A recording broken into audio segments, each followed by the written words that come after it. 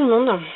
Alors, aujourd'hui, j'avais envie de partager avec vous l'idée du Project Life, un peu différent de celui qu'on peut rencontrer traditionnellement. Tout le monde connaît le Project Life, on en parle beaucoup depuis un petit moment et c'est très à la mode. Moi, je m'y suis mise depuis quelques temps. Je ne vais pas vous détailler ce que c'est exactement, il suffit d'aller voir sur internet, vous avez un tas de vidéos explicatives, ce que c'est, comment on fait, voilà. Bon, en deux mots, moi je vous dis juste que j'en ai retenu. Le Project Life, c'est avant tout une marque, d'après ce que j'ai pu comprendre. Les infos que je vais vous donner, c'est ce que j'en ai entendu. Alors, d'après ce que j'ai compris, l'idée consiste en fait à mettre en page des photos, mettre en page rapidement, sans pour autant scraper, comme on pourrait faire une page de scrap.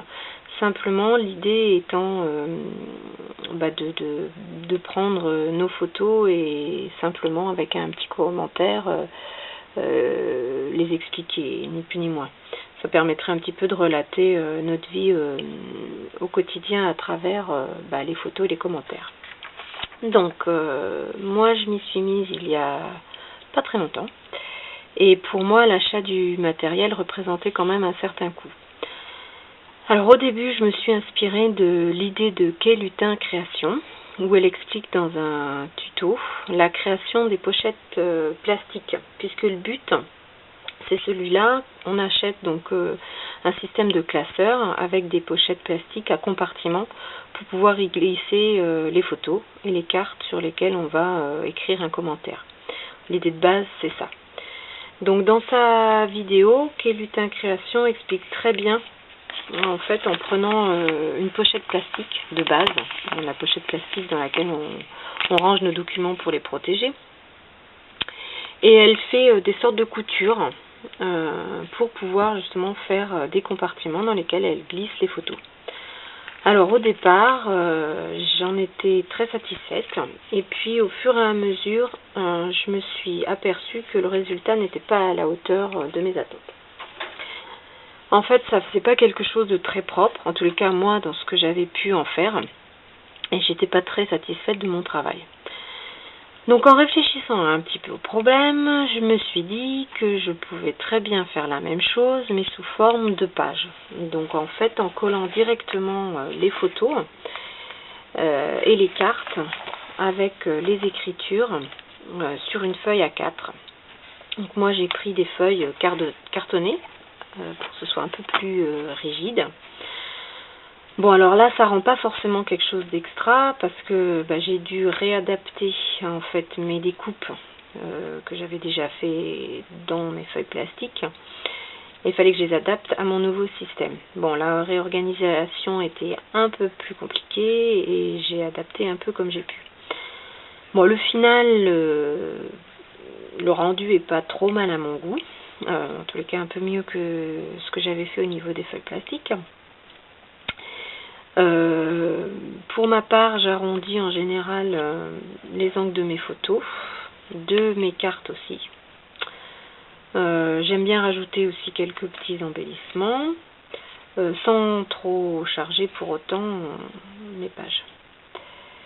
Donc voilà, ça c'est des exemples que j'avais fait. Alors, dans un premier temps, moi je suis partie sur le système de classeur comme base de rangement, parce qu'au départ, c'était dans ce classeur-là que je rangeais les pochettes plastiques. Mais dans l'avenir, je pense que j'utiliserai certainement le principe de l'album traditionnel, parce qu'à mon goût, ça reste un objet, un outil un peu plus précieux que le classeur. Sachant que moi, mon Project Life reste avant tout un outil très ponctuel de rangement de photos, que j'introduirai pas forcément dans un album, dans un plus gros album. Voilà. Ça peut être une ou deux photos prises par-ci par-là, du quotidien, ou alors une photo qui serait restée toute seule dans un dans une situation précise que j'aurais pas introduit dans un album. Bon, voilà. Après, je ne me mets pas d'objectif, c'est-à-dire que le Project Life, je le fais à mon rythme. Je ne m'oblige pas à me dire, voilà, toutes les semaines ou tous les mois, je vais faire une page, il faut absolument... Non. Ça reste un loisir, donc je ne me mets pas de pression. Bon, ça c'était mon partage avec vous, pour vous dire qu'on peut toujours détourner en fait l'idée de base sous une autre forme. Et puis je veux faire un clin d'œil aussi à Gabriel Polacco, parce que je me suis inspirée de sa façon de faire, notamment pour ma couverture de classeur. Je vous invite à aller voir la façon qu'elle a de travailler avec les différentes couleurs, les différentes matières, les textures. Elle utilise beaucoup les embellissements en bois, les encres. Elle fait beaucoup de patouilles et elle fait vraiment des choses super intéressantes. Ça n'a rien à voir avec moi, ce que j'ai pu faire. C'est vraiment magnifique ce qu'elle fait. Voilà, donc je voulais vous faire partager ça et j'espère que vous aurez apprécié. Je vous dis à bientôt pour de nouvelles vidéos. Bye bye.